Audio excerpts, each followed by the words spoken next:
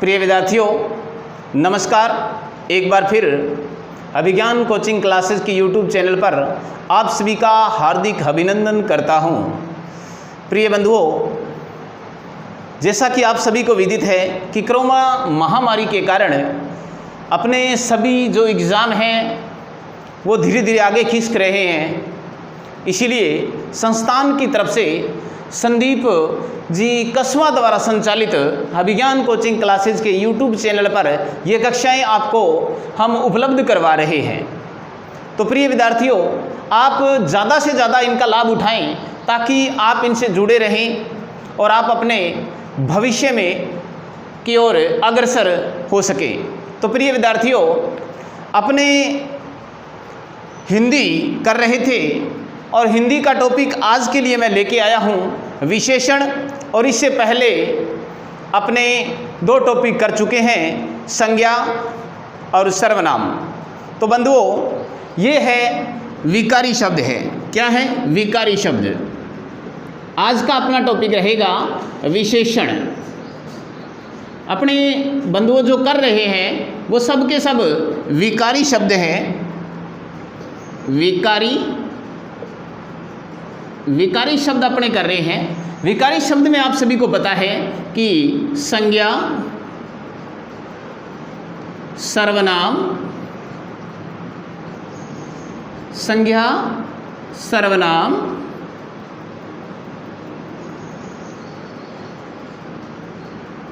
विशेषण और क्रिया।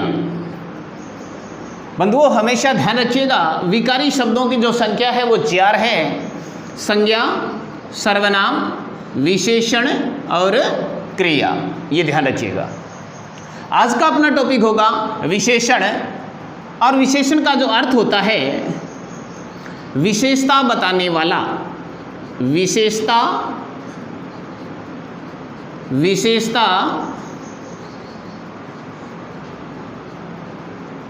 बताने वाला क्या कहलाएगा? विशेषण कहलाएगा। अब ध्यान रखिएगा, संज्ञा, सर्वनाम, विशेषण, क्रिया।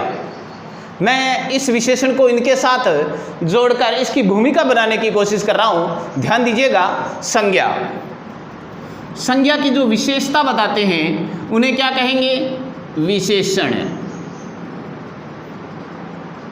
क्योंकि बात चल रही है विशेषता बताने की, तो संज्ञा की विशेषता बताने वाला क्या कहलाएगा? विशेषण कहलाएगा। सर्वनाम की विशेषता बताने वाला क्या कहलाएगा? वो भी विशेषण कहलाएगा।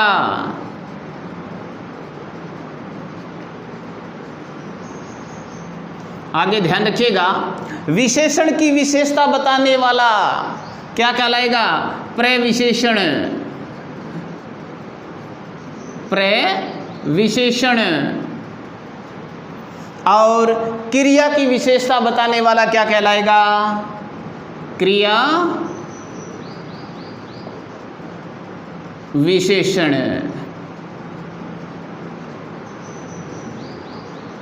प्रिय विद्यार्थियों, ध्यान रखिएगा, विशेषण का जो अर्थ है वो विशेषता बताने वाला है। इसी विशेषता को मैंने संज्ञा के साथ, सर्वनाम के साथ, विशेषण के साथ और क्रिया के साथ जोड़ने की कोशिश की, जिसके द्वारा हम विशेषण की परिभाषा तक पहुँचे।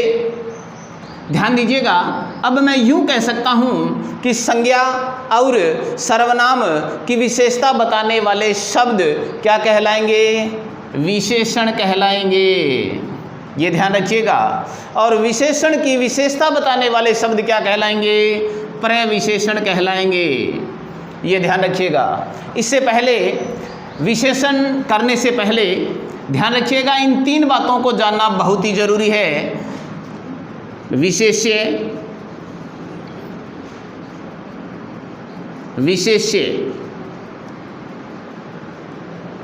विशेष्य किसे कहा जाता है? ये ध्यान रखिएगा।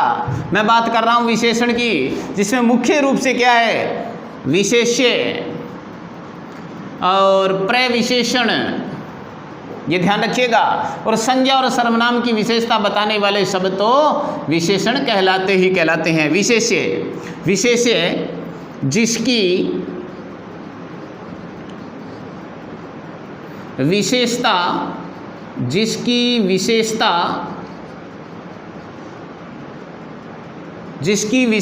बताई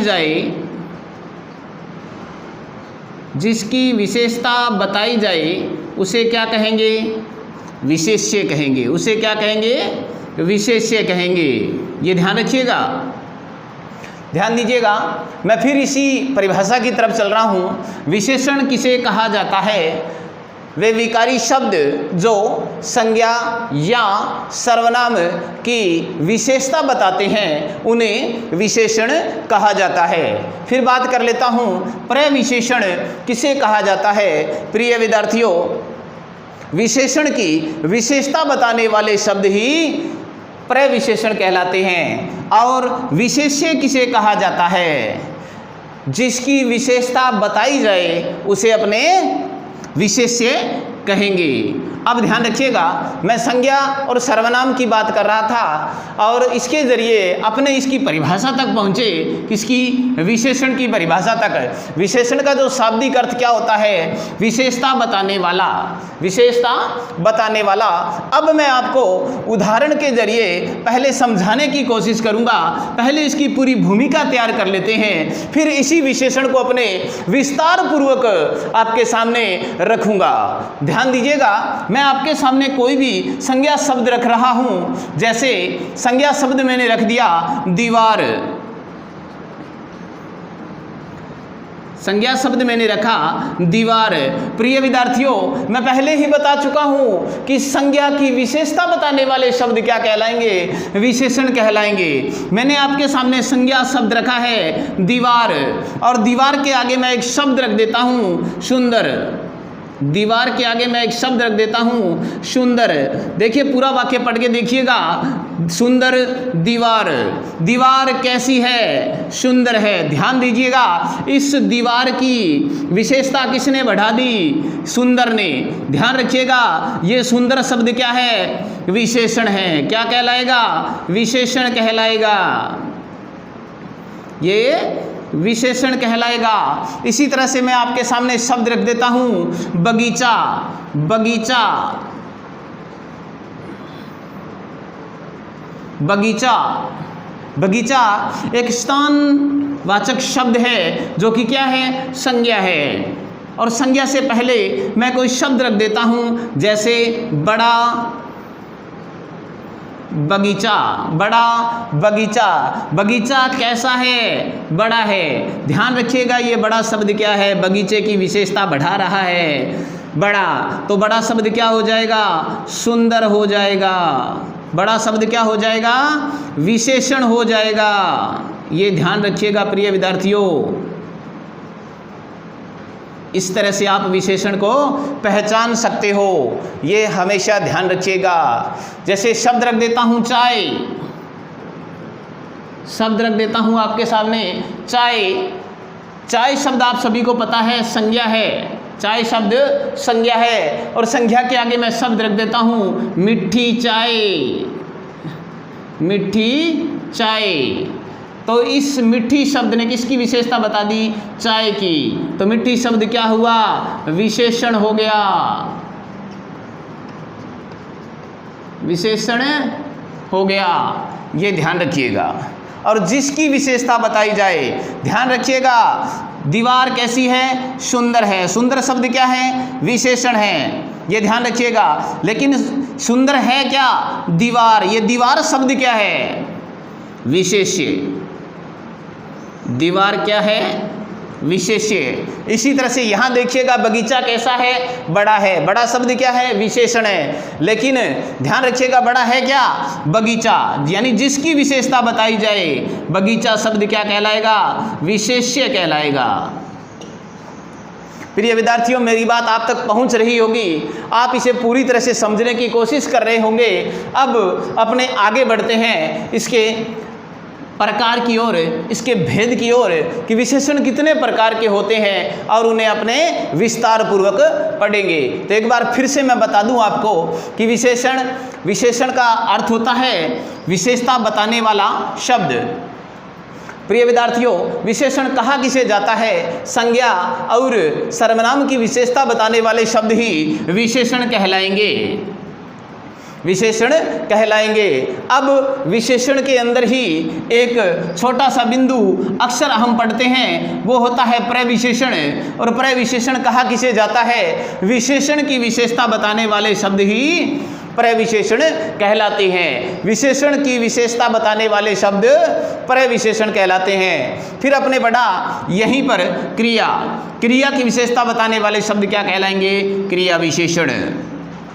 और बात कर लेता हूँ विशेष्य की। विशेष्य जिसकी विशेषता बताई जाए वो क्या लाएगा? विशेष्य कहलाएगा। तो प्रिय विद्यार्थियों, एक बार इसका स्क्रीनशॉट ले लीजिएगा और फिर अपने से विस्तार पूर्वक आगे पढ़ते हैं विशेषण के भेद।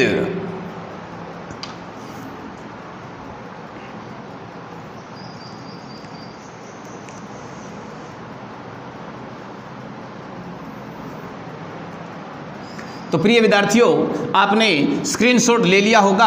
अब अपने पढ़ेंगे आगे विस्तार से कि विशेषण के भेद कितने होते हैं, विशेषण कितने प्रकार का होता है, विशेषण को किस तरह से हम समझ सकते हैं।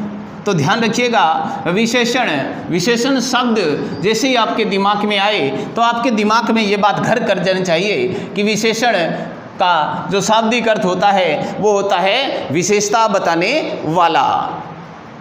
अब मैं बात कर लेता हूं विशेषण की। तो विशेषण के जो भेद होते हैं, प्रकार होते हैं, वो कितने होते हैं? 4 होते हैं। कितने? 4। विशेषण के भेद 4 होते हैं, ये हमेशा ध्यान रखिएगा। पहला विशेषण होगा गुणवाचक विशेषण।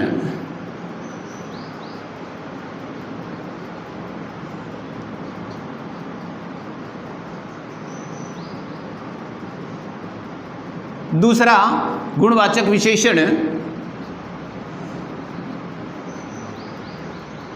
संख्यावाचक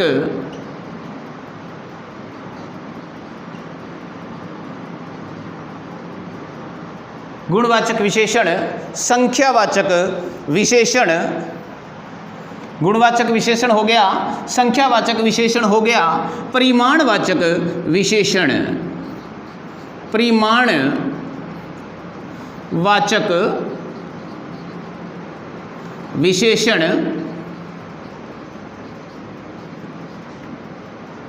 और चौथा संकेतवाचक विशेषण। संकेतवाचक विशेषण।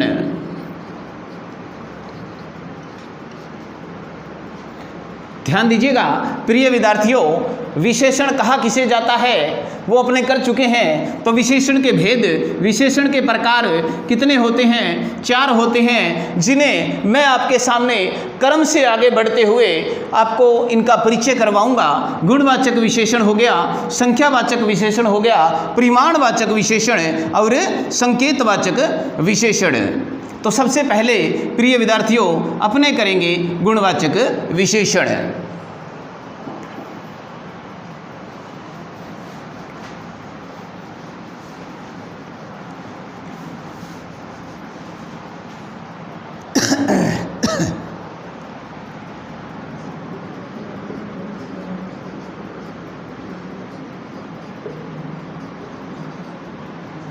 गुणवाचक विशेषण।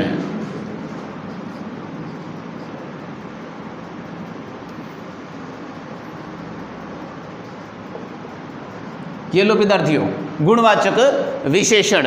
गुणवाचक विशेषण कहा किसे जाता है वो ध्यान रखिएगा।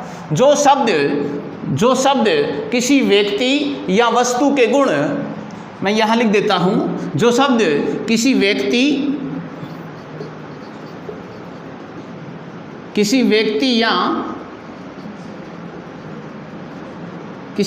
या वस्तु के गुण। प्रिय विद्यार्थियों ध्यान से समझिएगा इस बात को कि गुणवाचक विशेषण कहा किसे जाता है कि वे शब्द जो किसी व्यक्ति या वस्तु के गुण, दोष,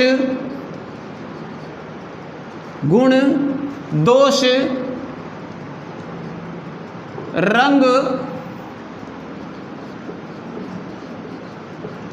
आकार,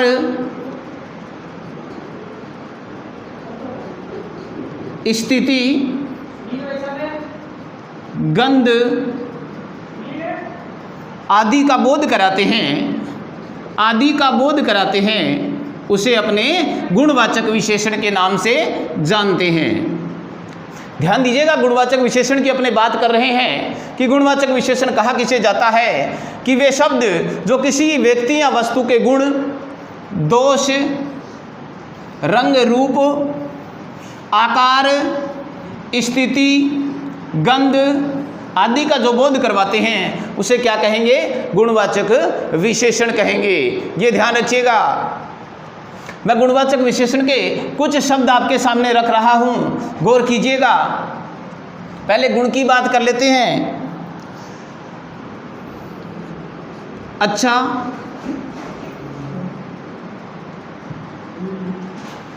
गुणवाचक विशेषण के कुछ शब्द आपके सामने रखने की कोशिश कर रहा हूं। अच्छा,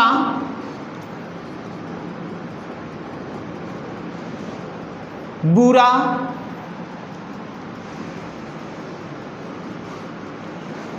गंदा, भद्दा, लाल। ध्यान दीजिएगा, जो भी शब्द रख रहा हूं मैं आपके सामने, ये गुणवाचक विशेषण ही है। लाल, मटमेला,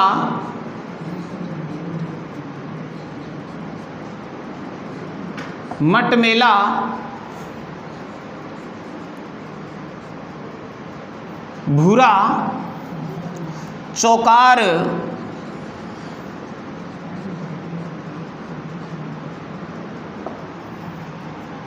त्रिकोण या त्रिकोणा,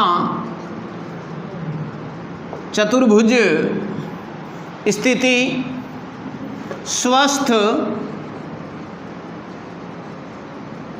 अमीर, गरीब, गंध, खुशबूदार,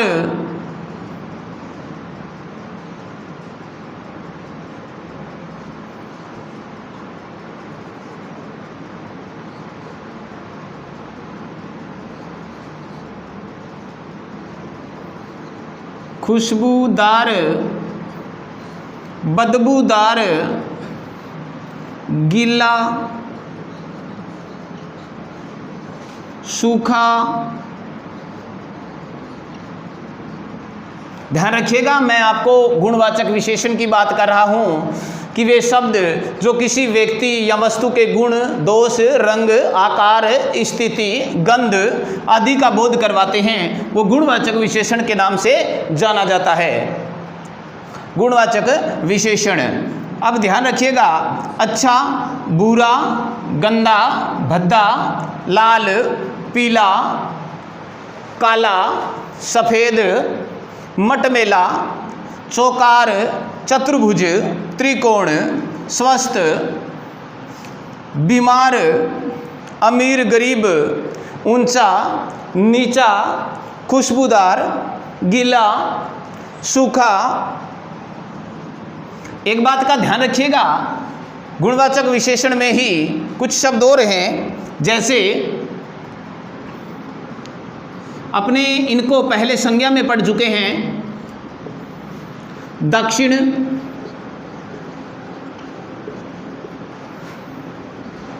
उत्तर, दक्षिण, पूर्व और पश्चिम। प्रिय विद्यार्थियों, इन पर आप बढ़िया तरीके से गौर कर लेना। ये जो चार शब्द आपको दिखाई दे रहे हैं, प्रिय विद्यार्थियों, ये चारों के चारों शब्द अपने संज्ञा के अंतर्गत आते हैं। स्वस्थ, अमीर, गरीब, खुशबूदार, गीला और सूखा। एक बात और बता दूं मैं आपको इसके साथ साथ कि उत्तर, दक्षिण, पूर्व और पश्चिम, ये जो चारों शब्द आपके सामने आ रहे हैं, उत्तर, दक्षिण, पूर्व, पश्चिम, ये विशेषण नहीं होते, ये चारों के चारों संज्ञा हैं। प्रिय विद्यार्थियों, गौर कीजिएगा, ये चारों के चारों संज्ञा है, संज्ञा के अंतर्गत आते हैं ये चारों शब्द। अगर इन्हीं चारों शब्दों को आप यूं लिख देते हैं, उत्तरी, दक्षिणी, पूर्वी और पश्चिमी, अगर आप इन चारों को यूं लिख देते हैं, उत्तरी, दक्षिणी, पूर्वी और पश्चिमी, तो ये चारों के चारों शब्द विशेषण में आ जाते हैं। और कौन से विशेषण में? गुणवाचक विशेषण के अंतर्गत आते हैं। प्रिय विद्यार्थियों, गुणवाचक विशेषण में अवस्थाएं भी होती है। गुणवाचक विशेषण में अवस्थाएं भी होती है। एक बार थर्ड ग्रेड में क्वेश्चन पूछ लिया गया था कि तुलनात्मक दृष्टि से गुणवाचक विशेषण की अवस्थाएं कितनी होती है। तो प्रिय बंधुओं, अब मैं आपको उसी टॉपिक पर लेकर चलता हूं।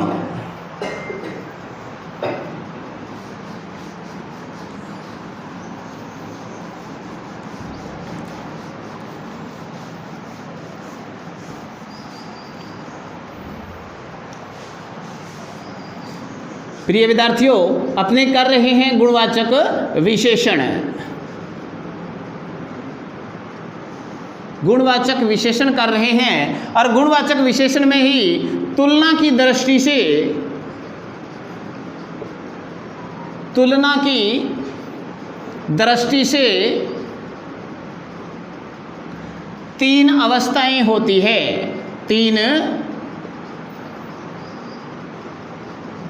तीन अवस्थाएं होती है। मैं बात कर रहा हूं गुणवाचक विशेषण की। गुणवाचक विशेषण में तुलना की दृष्टि से तीन विशेषताएं होती है। ये तीन विशेषताएं जो मैं आपके सामने रख रहा हूं, पहली मूलावस्था,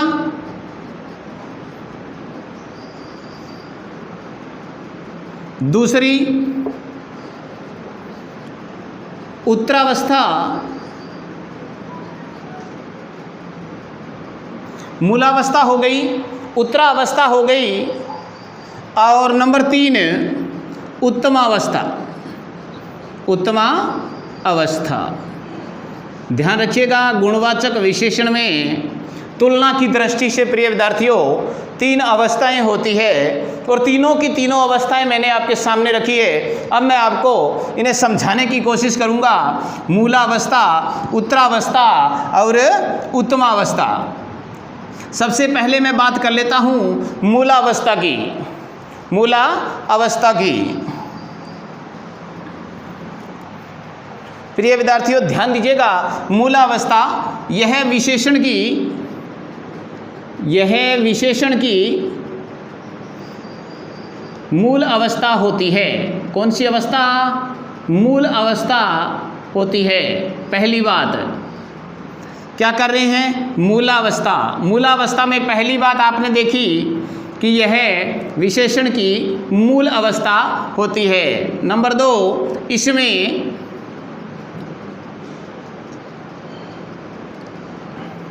तुलना नहीं की जाती है। तुलना नहीं की जाती है। इसमें किसी से किसी की तुलना नहीं की जाती है। ये ध्यान रखिएगा। जैसे मैं आपके सामने कोई भी वाक्य रख देता हूँ, अगर वो वाक्य देखिएगा मूलावस्था या विशेषण की मूल अवस्था होती है, इसमें तुलना नहीं की जाती है। जैसे राम सुंदर, राम सुंदर है। अगर आप लोगों से पूछ लिया जाए कि यह वाक्य विशेषण की अवस्थाओं की दृष्टि से कौन सा है, तो मूलावस्था का वाक्य है। आपके सामने सुंदर शब्द बैठा है, आप लोगों को पता है कि इसमें विशेषण की मूल अवस्था है, राम सुंदर है। अगर यही वाक्य यूं हो जाता कि मोहन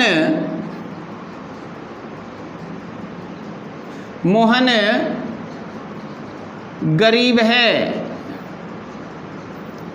तो भी ध्यान दीजिएगा ये जो गरीब शब्द है ये किसका है? मूलावस्था का है। ये ध्यान रखिएगा, ठीक है। मूलावस्था विशेषण का मूल रूप होता है ये, इसमें तुलना नहीं की जाती है। बात मैं विशेषण की दृष्टि से करूं तो ध्यान रखिएगा, सुंदर शब्द विशेषण है, गरीब शब्द विशेषण है। और राम और मोहन दोनों किसके अंतर्गत आएंगे? दोनों के दोनों विशेष्य हैं। ये हुई आपकी मूलावस्था। अब देखिएगा, मैं बता दूं आपको उत्तरावस्था, क्योंकि तुलना की दृष्टि से विशेषण की 3 अवस्थाएं होती है, 3 अवस्थाएं होती है। दूसरी देखिएगा उत्तरावस्था। उत्तरावस्था, इस अवस्था के अंदर ध्यान दीजिएगा, दो व्यक्तियों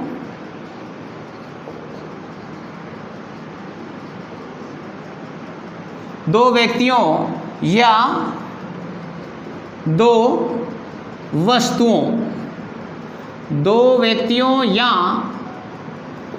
वस्तुओं में अधिकता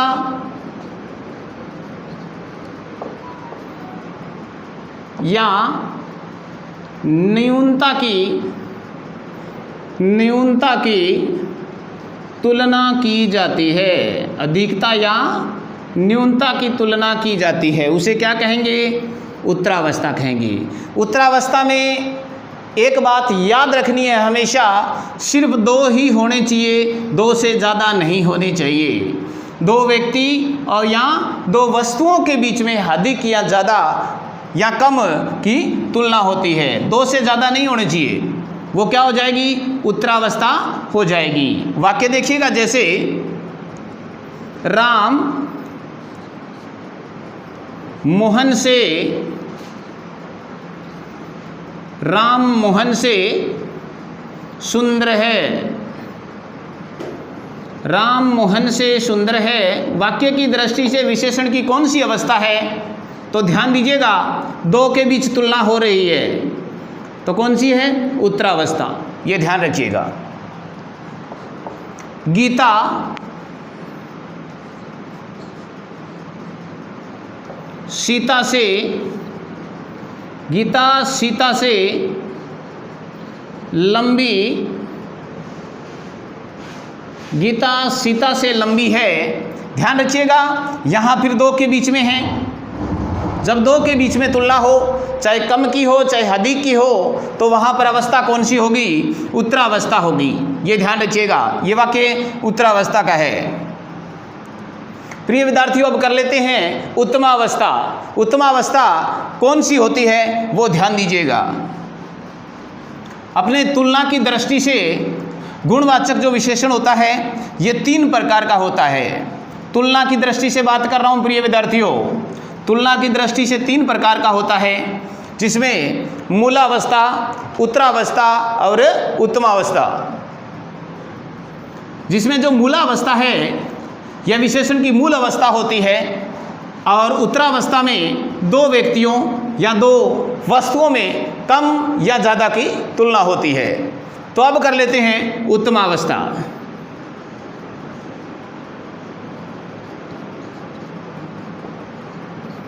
उत्तमा अवस्था, प्रिय विद्यार्थियों ध्यान दीजिएगा, उत्तमावस्था। उत्तमावस्था में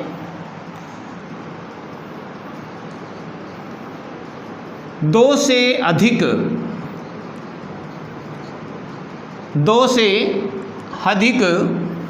व्यक्तियों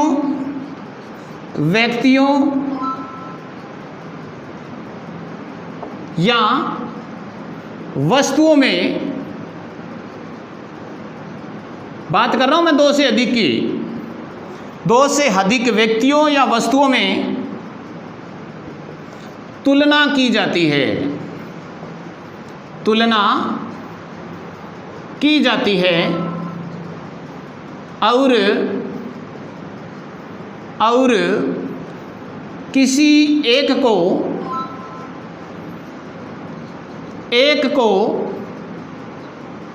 श्रेष्ठ बताया जाता है। किसी एक को श्रेष्ठ बताया जाता है।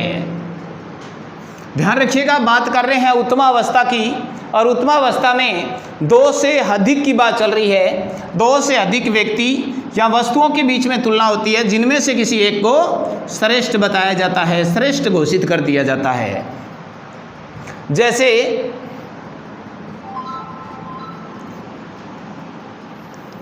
सीता विद्यालय में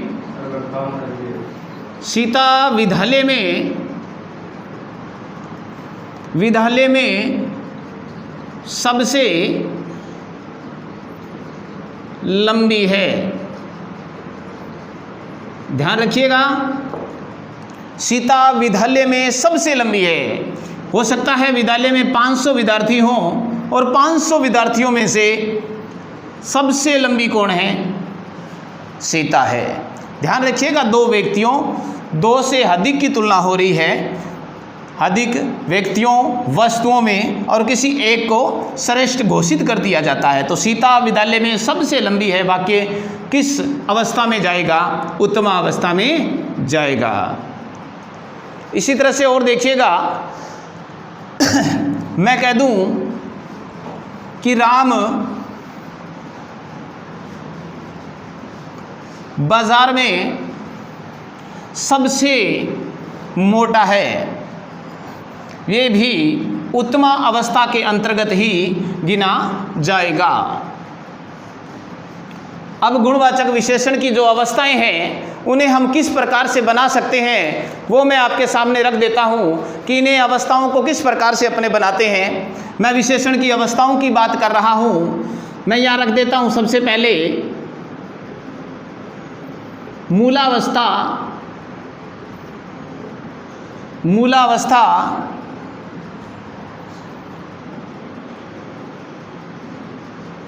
उत्तरावस्था और उत्तमा अवस्था। ये ध्यान रखिएगा, मैं विशेषण की जो अवस्थाएं हैं उन पर चर्चा कर रहा हूं। मूलावस्था, उत्तरावस्था और उत्तमावस्था की ध्यान रखिएगा।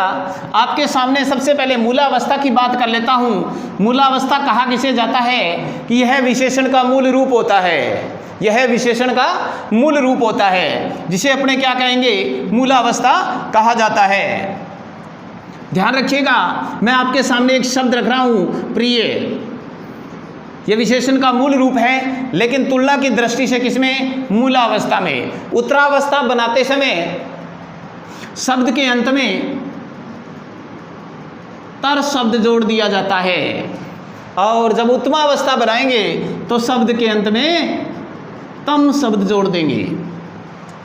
तो प्रिय विद्यार्थियों समझ गए होंगे, प्रिय से अगर मैं उत्तरावस्था बनाऊंगा तो क्या बन जाएगा? प्रियतर। और उत्तमावस्था प्रियतम। इसी तरह से मैं आपके सामने शब्द रख रहा हूं लघु। क्या हो जाएगा? लघुतर,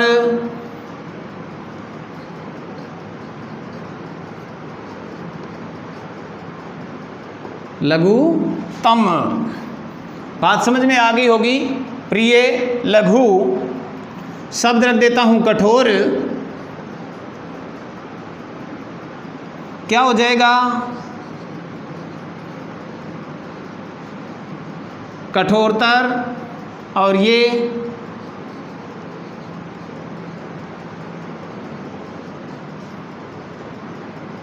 कठोरतम। अवस्थाओं की बात चल रही है, मूलावस्था, उत्तरावस्था और उत्तमावस्था। ये विशेषण की मूल अवस्था होती है, इसमें किसी भी प्रकार की तुलना नहीं होती। उत्तमावस्था है ये, जिसे बनाते समय मूलावस्था के अंत में तर शब्द जोड़ दिया जाता है। उत्तरावस्था में दो व्यक्तियों या दो वस्तुओं में तुलना होती है। उत्तमावस्था का निर्माण जो है मूलावस्था के शब्द के अंत में तम जोड़ दिया जाता है और उत्तमावस्था का निर्माण किया जाता है। तो प्रिय विद्यार्थियों, आज के लिए इतना ही। कल इसी टॉपिक को अपने यहीं से शुरू करेंगे। तो प्रिय विद्यार्थियों, आपसे आग्रह है कि आप YouTube चैनल की जो भी आपके सामने क्लासें अपलोड हो रही है उन्हें ज़्यादा से ज़्यादा आप देखिएगा, ताकि आपको ज़्यादा से ज़्यादा इसका लाभ हो। और YouTube चैनल को आप ज़्यादा से ज़्यादा सब्सक्राइब करें, शेयर करें। धन्यवाद।